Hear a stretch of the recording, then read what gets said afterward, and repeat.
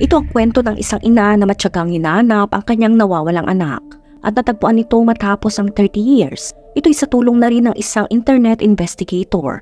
Unti-unting lumabas sa mga lihim at revelasyon na nagturo sa tunay na responsable sa pagkawala ng kanyang anak.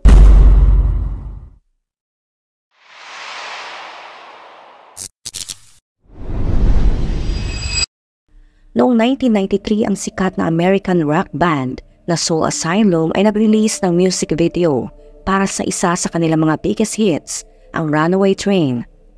Bukod sa impact ng kanta, sumikat din ang video dahil sa emosyonal na mga imahe ng mga bata at teenagers na nasa mga sitwasyon ng pang-aabuso, pagtakas at pagdukot. Sa Michigan edition ng video, pinakita nila ang mga pictures ng ilang mga kabataang nawawala sa mga kakaibang sitwasyon. Sobrang powerful ng video na ito na kahit after 20 years mula nang ito'y nailabas ay natulungan nito ang mga otoridad na mahanap ang ilan sa mga batang nawawala at ang iba ay buhay pa. Pero nakakalungkot na isa sa mga batang babae sa video ay patuloy na nawawala kahit lampas 30 years na. Siya si Andrea Bowman. 14 years old, isang batang dumaan sa hirap at tulad ng kanta gusto niyang makasakay sa isang runaway train. Bilang nag-aalala ng ama, si Dennis Bowman, isang karpintero at dating Navy reservist, ang unang tumawag sa pulisya. Sinabi niya na pag-uwi niya mula sa trabaho, napansin niyang nawawala si Andrea. Kasama na ang ilang gamit ito at humigit kumulang $100 mula sa kanyang aparador. Di nagtagal nalaman ng pulisya na si Andrea ay ampon ng mag-asawang Bowman. Si Dennis at Brenda Bowman ay mga kasapi ng simbahan at tila perpektong mga magulang. Ayon kay Dennis, si Andrea ay isang problemadong teenager na laging may alitan sa pagitan ng ina at may history na tumatakas ito at pumupunta sa bahay ng kaibigan. Matapos ipaalam sa pulisya na nawawala si Andrea, tinawagan ni Dennis ang ilang mga kaibigan nito upang tanungin kung may nakakita o may balita tungkol sa kanya. Si Brenda, ang ina, ang nangunguna sa pakikipag-ugnayan sa pulisya at tinama pa ang halaga ng perang ninakaw mula $100 patungo $150. Dahil dito pinalabas na si Andrea ay isang magnanakaw at tumakas sa kanilang bahay. Kaya naglabas ang pulisya ng warrant of arrest laban sa kanya. Si Dennis naman ay naiwan bilang isang mabuting ama na ninakawan ng sariling anak. Ang kaso ay napunta sa Departamento ng Serbisyong Pangkabataan at halos walang sino man ang nakakakilala sa mag-asawang Bowman. Sa paglipas ng mga taon, kumalat ang mga chismis tungkol sa pamilya Bowman sa kanilang lugar. Tulad ng isang pagkakataon na pumasok si Andrea sa eskwelahan na may sugat at umusbong ang kwento na siya ay nagboboluntaryo na tapusin ang sariling buhay. May iba namang nagsabi na nagkasugat siya sa bahay matapos siyang ilak ng kanyang mga magulang. May mga matitinding chismis din tulad ng sinasabing inaabuso ng mag-asawa si Andrea. Anuman ang katotohanan noong panahon at lugar na iyon, ang mga pangyayari sa loob ng tahanan ay tinuturing na pribadong problema na hindi dapat pakialaman ng iba. Pero isang bagay ang totoo, noong pinanganak si Vanessa, ang nakakabatang kapatid ni Andrea, unti-unti nang hindi siya naging sentro ng atensyon sa bahay. Sa halip, naging parang pangalawang ina siya para kay Vanessa na nangangailangan ng tuloy-tuloy na pangangalaga. Habang ang mga kaibigan ni Andrea ay nag-e-enjoy sa mga club at Friday night football games, siya naman ay abala sa pagpapalit ng napin at paghuhugas ng bote ng bata.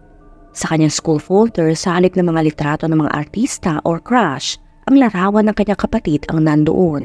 Laging iniisip ni Andrea ang kalagayan ng bata kahit pa hindi sila tunay na magkapatid. Ang imaheng ito ay lubos na salungat sa ipinintang larawan ng pulisya at ng ama niyang si Dennis. Dahil dito, maraming residente ang naniniwalang tumakas si Andrea dahil hindi na niya kayang tiisin ang buhay na puno ng responsibilidad na hindi akma sa kanyang kabataan. Maraming kwento ang lumabas na hinahanap niya ang kanyang tunay na ina o di kaya ay sumakay siya ng kotse mula sa isang gasolinahan kasama ang isang lalaki na di umano'y kanyang nobyo at maaring buntis pa ito. Marami ang haka-haka na si Brenda, ang ina, ay mas lalong nagpatibay sa mga kwentong ito sa mga sumunod na linggo at buwan habang patuloy siyang nagbibigay ng mga bagong impormasyon sa pulisya. Ang teorya na si Andrea ay tumakas ay paulit-ulit na sinusuri. Ngunit lagi itong nauuwi sa mga walang kasagutan at saradong daan. Habang patuloy ang mga taon, ang mga kaibigan ni Andrea ay nagtapos na sa high school, naghanap ng trabaho, Pumasok sa mga universidad, nagpakasal at nagkaroon ng mga anak. Ngunit parang huminto ang oras para kay Andrea na sa alaala ng mga nakakakilala sa kanya ay nanatiling 14 years old. Ang pulisya ay mayroon lamang iisang larawan niya mula sa panahon ng kanyang pagkawala. At ang litratong iyon ang nagpalakas sa imahe ni Andrea na tila nakaipit sa pagitan ng kabataan at pagiging adult. Pagdating ng 2009, naging mas makapangyarihan na ang teknolohiya ng pulisya sa tulong ng internet. Maraming kaso ang nasolusyonan gamit ito. Kasabay nito nagsimulang lumitaw ang mga detective ng internet. Mga ordinaryong tao na nagtutulungan upang mag-imbestiga ng mga krimen bilang virtual na katuwang ng pulisya. Isa sa mga ito ay si Carl Koppelman, isang dating accountant na tumigil sa trabaho upang alagaan ng kanyang ina. Sa edad na 46, hindi niya inaasahan na siya ay magiging isang taga-ayos ng misteryo. Ngunit isang kaso ng isang batang babae na dinukot ang nag-udyok sa kanyang interes. Dinala siya nito sa isang website na tinatawag na Web Sleuths. Isang forum na kung saan nagsasama-sama ang mga internet detectives at mga mahilig sa true crime upang magbahagi ng mga impormasyon at mga hinala tungkol sa mga kasong hindi pa nalulutas. Si Carl na dating accountant ay nagsimulang maging masigasig sa komunidad na ito dahil sa kanyang pananaw na maaring makatulong siya bilang bagong tagamasid. At dahil may kaunting karagdagang tiyaga ay nag-focus siya sa mga kaso na mukhang malabo nang masolusyonan. Sa kanyang mga libre na oras mula sa pag-aalaga sa ina sa Segundo, California, si Carl ay naging isang amateur detective. Ngunit ang pagiging amateur ay tumutukoy lamang sa pangalan, hindi sa intensyon. Naging interesado siya sa kaso ng isang Jane Doe mula sa Wisconsin na natatpuang walang buhay noong 1999 sa gilid ng isang maisan. Naging mahirap ang investigasyon dahil sa ulan na naglinis sa anumang ebidensya. Ang batang babae ay nilibing na walang pangalan sa libingan na may nakasulat lamang na nawala ngunit hindi nakalimutan.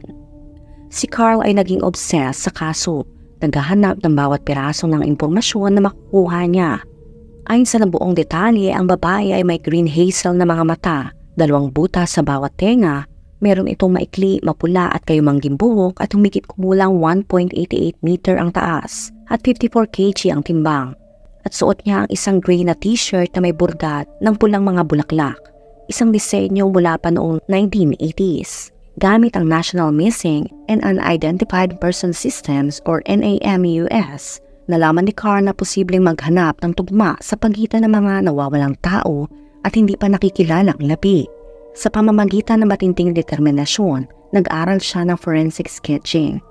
Gamit ang CorelDRAW upang makagawa ng facial renderings ng mga nawawalang tao at mga hindi pa nakikilalang labi. Si Carl na naging dalubhasa sa pag-imbestiga ng mga unsolved cases ay nagkaroon ng breakthrough sa kaso ng isang hindi pa kilalang labi sa Racine County gamit ang forensic tools at ang NAMUS. Sinubukan niyang i-match ang nawawalang tao sa mga labi na nasa mga morgue. Kabilang na ang pag-render ng mga larawan upang maging mas makilala ang mga ito. Ang proseso niya ng pagsasama ng mga detalye ng mga nawalang babae at ang nawawalang si Andrea Bowman ay nagbigay daan sa isang posibleng koneksyon. Ginamit niya ang software upang ipagkumpara ang mga larawan ni Andrea at ang larawan ng labi na nagresulta sa isang visual na paghahambing ng mga pisikal na katangian. Nakita ang pagkakatugma kaya agad niya itong pinaabot sa mga otoridad na sumang-ayon na simulan ang pagsusuri ng DNA. Ngunit dahil si Andrea ay isang ampon, kailangan pang hanapin ang kanyang biological mother para kumpirmahin ang DNA match, isang prosesong maaring tumagal pa ng ilang panahon. Habang nag-aantay sa resulta, patuloy pa rin ang investigasyon ni Carl. Sa kanyang paghahanap, natuklasan niya ang isang website na classmates.com na nagbigay sa kanya ng oportunidad na makipag-ugnayan sa mga dating kaklase. Pagdating ng 2012 sa kanyang sorpresa, nakatagpo siya ng isang profile na akala niya ay kay Andrea. Ngunit kalaunan, nalaman niyang kausap pala niya ay isang taong gumagamit ng ibang pangalan. Ito ay si Kathy Tarkanian, ang biological mother ni Andrea. Si Kathy ay may kwentong parang pangpelikula. Dahil sa edad niyang 14 years old, tulad ni Andrea, siya ay tumakas mula sa bahay dahil sa mga pang-aabuso ng kanyang ina na pinabayaan siyang alagaan ng 6 niyang kapatid. Siya rin ay nakaranas ng pang-aabuso mula sa isang kaibigan ng kanyang ina. Sa kanyang pagtakas, sumakay siya ng sasakyan papuntang Tennessee at napadpad sa New Orleans noong unang bahagi ng 1970s, kung saan natuklasan niyang hindi siya nag-iisa bilang isang tumakas na kabataan. Dito nakilala niya ang isang grupo ng mga kabataan at nakilala ang kanyang magiging asawa sa edad na 19 years old. Gayunpaman, kailangan niya makuha ang pahintulot ng mga magulang ni Cathy dahil siya ay menor de edad pa. Sa kabila nito, hindi ito naging hadlang dahil ayaw na siya makasama ng kanyang mga magulang. Noong June 23, 1974, nanganak siya ng isang batang babae na pinangalanan niyang Alexis bilang paggalang sa magandang aktres na si Alex Smith. Ngunit nahirapan siya nang makitang nagkaroon ng problema sa kanilang relasyon nang mahuli niya ito ng bababae. Bumalik siya sa bahay ng kanyang ina, ngunit hindi siya tinanggap nang dumating siya kasama ang kanyang anak. Napagtanto niya na hindi niya kayang ibigay ang mas magandang buhay para kay Alexis. Kaya nagdesisyon siyang ipagkatiwala ito sa isang mabuting pamilya para sa adoption sa tulong ni Kathleen Kartz. Matapos ito umalis si Cathy at iniwan ang kanyang malungkot na nakaraan. Lumipas ang 30 years at naging nurse siya, kasal sa bagong asawa. Bagaman hindi niya alam kung ano ang nangyari sa anak na si Alexis, umasa siyang masaya ito kasama kanyang adoptive family. Subalit nagbago ang lahat noong 2010 na makatanggap siya ng liham mula sa isang social worker na nagsasabing kailangan ng DNA niya dahil sa nawawala si Alexis at may natagpo ang labi na maaring sa kanya. Nagpasya si Cathy na ibigay ang kanyang DNA ngunit humingi rin siya ng karagdagang impormasyon tungkol sa kanyang anak at nagsimula siyang mag-research. Nang makita ni Cathy ang larawan ng isang nawawalang batang babae na tumutugma sa mga detalye ni Alexis, naramdaman niyang maaring siya nga ang kanyang anak. Nagdesisyon siyang gumawa ng Facebook page tungkol sa pagkawala nito at isang account sa classmates.com upang makipag-ugnayan sa mga kaibigan. Dito nga nakilala niya si Carl, ang internet amateur investigator, at nagsimula silang magtulungan. Sa tulong ng isang retired detective, napagtanto nila na dapat nilang tutukan ang amain ni Alexis, si Dennis Bowman. Nalaman nila na si Dennis ay may masamang reputasyon bilang isang mapang-abusong nilanang at dati nang nahuli at pinakawalan dahil sa suporta ng kanyang komunidad at asawa. Sa mga detalye ng record ni Dennis, naramdaman ni Cathy na maaring siya ang dahilan ng pagkawala ng kanyang anak. Noong 2013 na makuha ang resulta ng DNA, nalaman nila na ang batang natagpuan sa Racine County ay hindi anak ni Cathy at ang kanilang kaso ay tila naging dalawa. Habang pumasok ang ibang detective sa kaso, lumabas ang higit pang impormasyon tungkol kay Dennis Bowman na nagpatunay na siya ay isang mapang-abuso.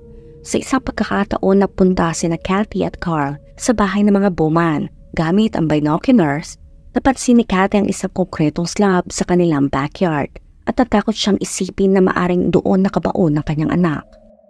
Noong November 2019, nahuli ng pulisya si Linda LaRoche, ang pumaslang sa batang natapuan sa Racine County na kalaunan ay kilala bilang si Peg Johnson. 2 linggo matapos ito, nakatanggap si Cathy ng magandang balita. Nahuli si Dennis para naman sa pagpaslang kay Kathleen Doyle na iba pa niyang naging biktima. Ibinahagi niya ang balita kay Carl na bumalik na sa kanyang trabaho bilang accountant matapos pumanaw ang kanyang ina.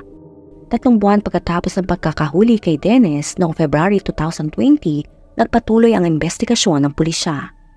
Nang simula ng mga investigador ang pag-uukay sa bahay ni Dennis, natagpuan ng mga labi. Inaasahang maaring kasama rito si Andrea. Matapos ang 31 years mula sa kanyang pagkawala, natanggap ni Cathy ang malungkot na balita na si Andrea ay wala na at inilibing sa ilalim ng konkretong slab. Sinabi ni Dennis sa pulisya na aksidente itong nangyari. Sinaktan niya si Andrea na nagresulta sa pagkasira ng kanyang liig at ang desisyon siyang itago ang labi nito. Noong June 2020, si Dennis ay nasa bilangguan na at nagsiserve ng 2 habang buhay na sentensya dahil sa pangahalay at pagpaslang kay Kathleen Doyle, isang babae na pinasok ni Dennis ang bahay habang siya ay nagtatrabaho sa Virginia. Ito ay ayon sa Holland Sentinel. Pumayag din siyang hindi tumutol sa isang alegasyon ng 2nd antas ng pagpaslang na may kaugnayan sa pagpaslang sa kanyang inampun na anak na si Andrea Bowman.